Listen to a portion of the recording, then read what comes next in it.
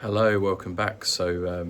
It's now February and it's time for another record of the week. Here I am in Elle's Vinyl Corner, Smokin Roses Vintage. We've had quite a few new vinyls in the last week or two, and we are taking them in again as of now. So if anyone has any vinyls they want to bring in for us to have a look at, we can always take a look.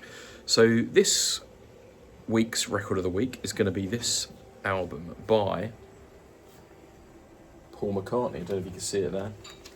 So it's called McCartney, and it's an interesting album because the artwork on here is pretty cool as well, right on the front here. You see that?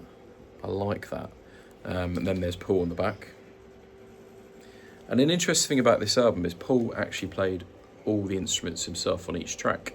So drums, guitar, and he did that sometimes in the Beatles. He played drums on a couple of tracks, and he played guitar on a lot of Beatles songs. Obviously, he's mainly a bassist, but he started as a guitarist, and of course, he plays piano really well.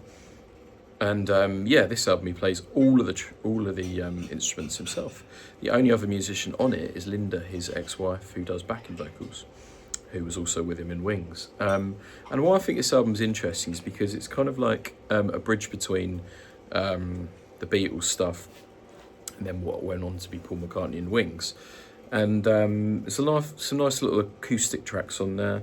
Valentine Day, Every Night is a good track, but probably the standout track you'd have to say is maybe I'm Amazed, which is still probably one of my favourite songs ever, and definitely one of my favourite songs McCartney's written. So we don't see this album very often. We were very pleased to get it. Here we go. And it's available in store and online, of course. Record of the week, Paul McCartney, and we'll give it a spin.